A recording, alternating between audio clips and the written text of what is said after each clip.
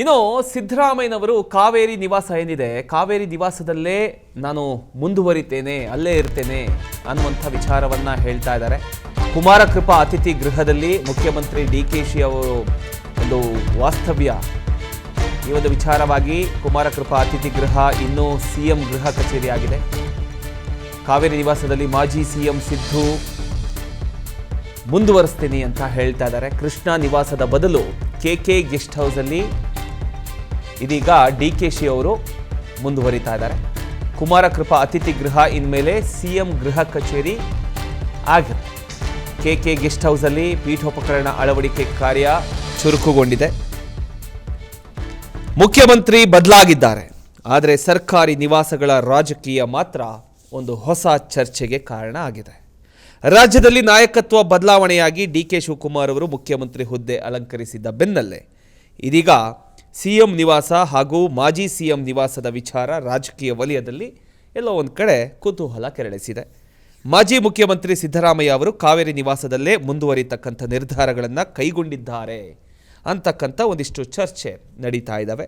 ಹಲವು ವರ್ಷಗಳಿಂದ ಕಾವೇರಿ ನಿವಾಸದೊಂದಿಗೆ ಭಾವನಾತ್ಮಕ ನಂಟು ಹೊಂದಿರತಕ್ಕಂಥ ಸಿದ್ದರಾಮಯ್ಯ ಸದ್ಯ ಅಲ್ಲಿಯೇ ಮುಂದುವರಿತಕ್ಕಂಥ ಸಾಧ್ಯ ಇದೆ ಅಂತ ಹೇಳಲಾಗ್ತಾ ಇದೆ.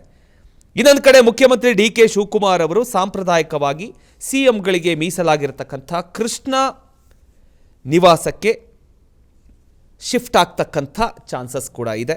ಸದ್ಯ ತಂಗಿರುವ ಕೆಕೆ ಗೆಸ್ಟ್ ಹೌಸಲ್ಲೇ ಮುಂದುವರಿತಕ್ಕಂಥ ಬಗ್ಗೆ ಚಿಂತನೆಯನ್ನು ನಡೆಸ್ತಿದ್ದಾರೆ ಅನ್ನುವಂಥ ಒಂದಿಷ್ಟು ಮಾಹಿತಿಗಳು ಕೇಳಬರ್ತಾ ಇದೆ. ಅದರ ಜೊತೆಗೆ ಬೆಂಗಳೂರಿನ ಕುಮಾರಕೃಪಾ ಗೆಸ್ಟ್ ಹೌಸನ್ನು ಮುಖ್ಯಮಂತ್ರಿ ಅವರ ಅಧಿಕೃತ ಗೃಹ ಕಚೇರಿಯನ್ನಾಗಿ ರೂಪಿಸ್ತಕ್ಕಂಥ ಕೆಲಸ ಕೂಡ ಭರದಿಂದ ಸಾಗ್ತಾ ಇದೆ. ಪೀಠೋಪಕರಣಗಳ ಅಳವಡಿಕೆ ಆಗಿರ್ಬೋದು, ಕಚೇರಿ ವ್ಯವಸ್ಥೆ ಆಗಿರ್ಬೋದು, ಹಾಗೂ ಭದ್ರತಾ ವ್ಯವಸ್ಥೆ, ಅಂದರೆ ಭದ್ರತೆ ಇರಲೇಬೇಕು. ಸೊ ಭದ್ರತಾ ವ್ಯವಸ್ಥೆಗಳ ಸಿದ್ಧತೆ ಈಗಾಗಲೇ ಶುರುವಾಗಿದೆ. ಸಾಮಾನ್ಯವಾಗಿ ಮುಖ್ಯಮಂತ್ರಿ ಬದಲಾದಾಗ ಸರ್ಕಾರಿ ನಿವಾಸಗಳ ಬಳಕೆಯಲ್ಲೂ ಕೂಡ ಒಂದಿಷ್ಟು ಚೇಂಜಸ್ ಆಗೋದು ಕಾಮನ್.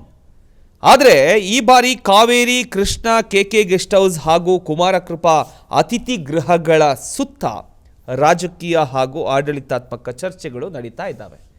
ಎಲ್ಲೋ ಒಂದು ಕಡೆ ಎಮೋಷ್ನಲ್, ಸೆಂಟಿಮೆಂಟಲ್, ಇದು ಎಲ್ಲೋ ಒಂದು ಕಡೆ ನಡೀತಾ ಇದೆ. ಎಸ್, ಇದರ ಬಗ್ಗೆ ಚಿಟ್ ಚಾಟ್ ಒಂದು ಮಾಡಲಾಗಿದೆ. ಎಸ್, ನೋಡ್ಕೊಂಬನ್ನಿ.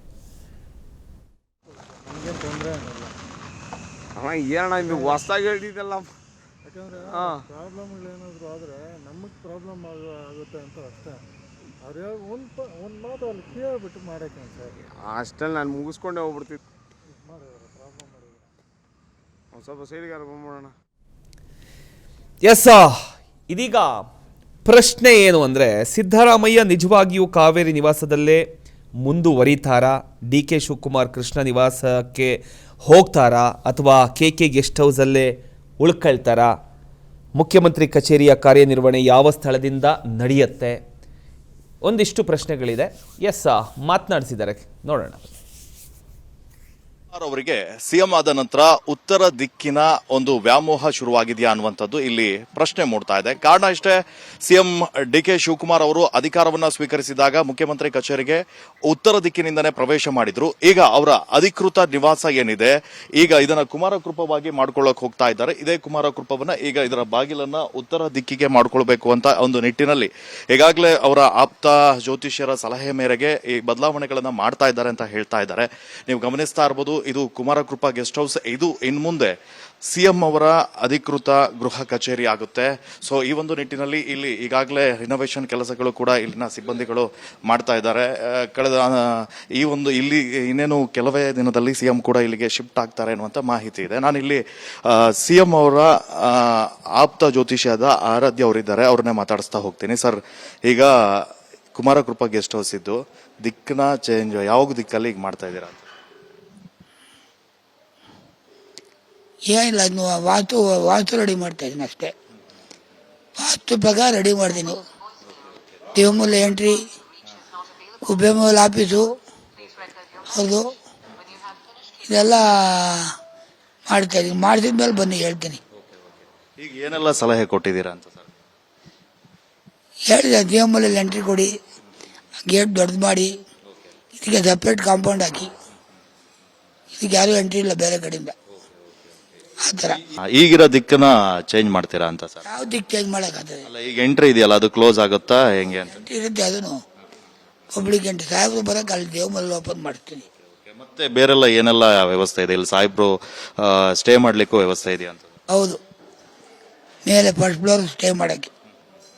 ಸರ್, ಇದು ಉತ್ತರ ದಿಕ್ಕು ಯಾಕಷ್ಟು ಮಹತ್ವ ಪಡ್ಕೊಳ್ಳುತ್ತೆ ಅಂತ ಸರ್? ಉತ್ತರ ದಿಕ್ಕು ಮಹತ್ವ ಪಡ್ತಾ ಅಂದರೆ ಅದು ಕುಬೇರ ಅಧಿಪತಿ ಉತ್ತರ ದಿಕ್ಕಿಗೆ, ಅದಕ್ಕೆ ಮಹತ್ವ ಪಡೀತದೆ.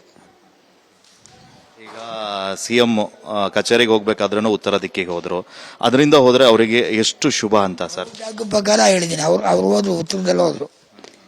ಅವರು ಉತ್ತರದಲ್ಲೇ ಮೊದಲು ರೂಮ್ ಮಾಡಿದ್ದು. ನಾನು ಹೋದ್ರೆ ಮೊದಲು ಉತ್ತರದಲ್ಲೇ ಮಾಡಿದ್ದು ರೂಮು. 336, 335, 334 3 ರೂಮ್ ಮಾಡಿದ್ದು. Thank you sir. ಇದಿಷ್ಟು ಸಿಎಂ ಆಪ್ತ ಜ್ಯೋತಿಷ್ಯರಾದಂತಹ ಆರಾಧ್ಯ ಅವರ ಮಾತು. ಕ್ಯಾಮರಾ ಪರ್ಸನ್ ಹರಿ ಜೊತೆ ಧ್ರುವರಾಜ್, PNS ವಿಸ್ತಾರ ನ್ಯೂಸ್, ಬೆಂಗಳೂರು.